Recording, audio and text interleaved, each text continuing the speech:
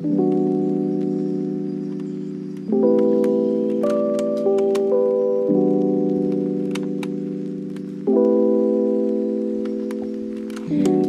friends, welcome back to Hideaway Homesteader. I am currently inside getting ready to head outside, and I'm gonna bring you with me, but I'm probably not gonna be on camera much because it is getting very cold out, and I want to work as quickly as possible because I'm kind of freaking out.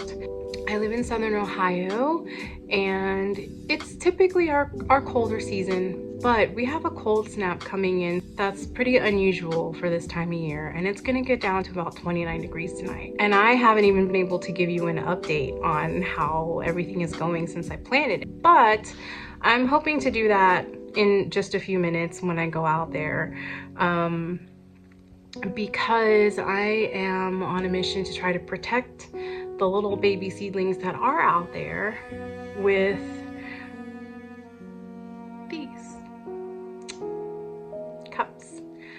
I was doing some research and I came across a pretty old video where these have been used to cover seedlings and insulate them to protect them from frost. So that's what I'm going to attempt to do, and I really hope it works, because aside from losing some lettuce, there are things happening out there. But anyway, before we get started, just want to say real quick, if you're going to use this method, there's a couple things that you really need to know. For one is that you need to have the right size cup. You don't want the leaves to touch the plastic. It will condensate, the leaves will get wet, it can cause fungal growth and all that stuff that you just don't want. Two, it needs to be able to be pressed firmly into the ground around the plant in order to insulate. So that's my plan.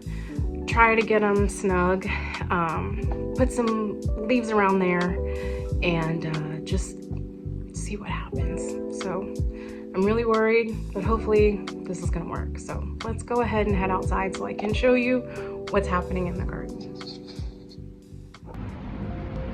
Okay everyone, I'm gonna start off with a quick little tour here, and also start off by saying pay no mind to those heads of lettuce, okay? That's another experiment altogether. We'll talk about that in another video. But upon closer inspection this morning, and it's starting to rain, you might be able to hear it, I did find that I was not left with just one lettuce sprout. You can see that little guy there.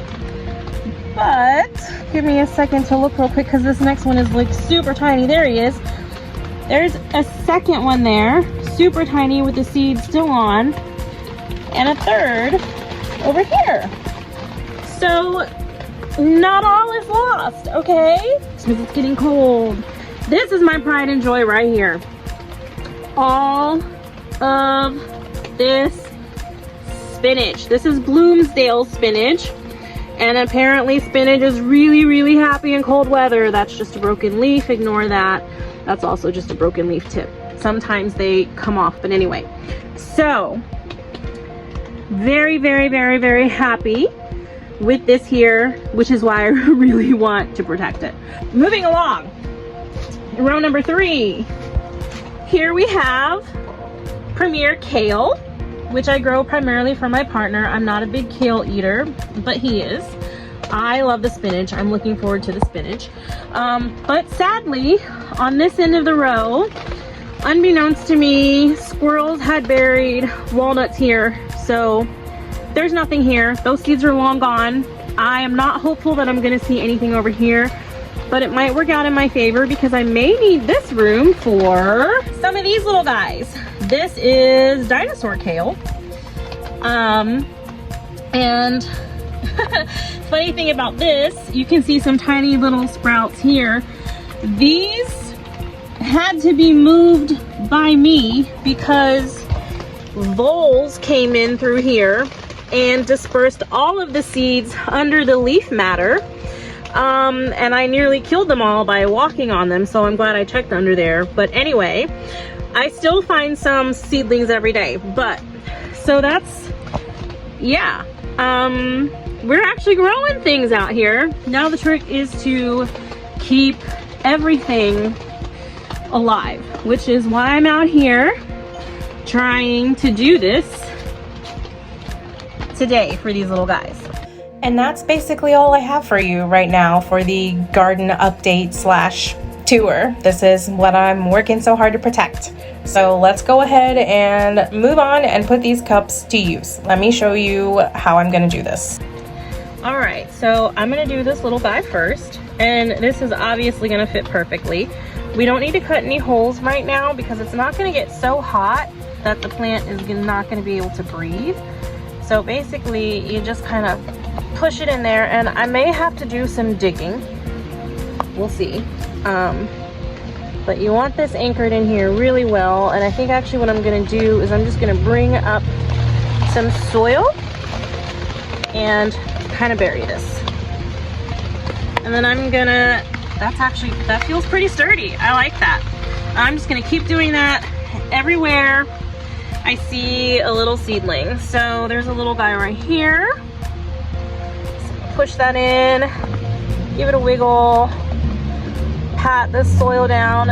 Once I get all these guys covered, I'm actually gonna bring in some more leaves to move around here for more insulation, just as a backup. So I'm just gonna move on down the line, keep burying these and working these in here and covering them, and then I'll show you what it looks like when it's all done. I'll see you in a minute. All right, everyone, as promised, here we are. Everyone is covered, surrounded. Hopefully we stay snugly warm tonight. I am officially very cold.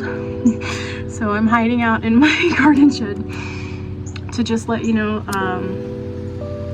that I've done all I can do. We're gonna see what happens tomorrow, but thanks for coming along with me. Hopefully everyone's still alive in the morning, and I am gonna go in now and get warmed up because I'm freezing.